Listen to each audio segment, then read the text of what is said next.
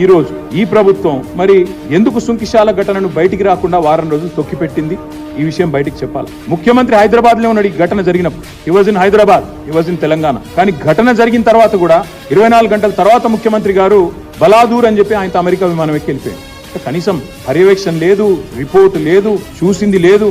పోనీ అక్కడ ఘటనా స్థలానికి పోవడం కాదు, ఇక్కడన్నా కనీసం రివ్యూ చేశారా? కనీసం ప్రజల దృష్టికి తెచ్చారా? ఇదేనా ఒక ప్రభుత్వం వ్యవహరించాల్సిన తీరు? అందుకే మేము డిమాండ్ చేసేది, మరి మీకు చిత్తశుద్ధి ఉంటే ఈ ప్రభుత్వానికి ఏ ఏజెన్సీ అయితే ఈ పనులు చేస్తా ఉందో, ఏ ఏజెన్సీ అయితే ఈ పనులు చేస్తుందో వెంటనే ఆ ఏజెన్సీని బ్లాక్ లిస్ట్ లో పెట్టండి. మీకు చిత్తశుద్ధి ఉంటే ఈ ప్రభుత్వానికి వేరే డిమాండింగ్ వెంటనే బ్లాక్ లిస్ట్ లో పెట్టండి. వాళ్ళు మళ్ళీ ఒక వర్క్ కూడా ఈ రాష్ట్రంలో చేయడానికి వీలు లేకుండా ఏ డిపార్ట్మెంట్ అయినా ఇంజనీరింగ్ డిపార్ట్మెంట్ కఠినమైన చర్యలు తీసుకోవాలని చెప్పి మేము డిమాండ్ చేస్తా ఉన్నాం. ఇవాళ ఉప ముఖ్యమంత్రి గారు ఏదో పోతున్నారు సైట్ అని చెప్పారు. నేను ఉప ముఖ్యమంత్రి గారిని డిమాండ్ చేస్తా ఉన్నా, ఎంతసేపు వేరే వాళ్ళ మీద నిందలు మోపి తప్పించుకుంటామంటే కుదరదు. మీ ప్రభుత్వానికి చిత్తశుద్ధి ఉంటే 9 నెలలు ఈ ప్రాజెక్ట్ని ఎందుకు పక్కకు వారి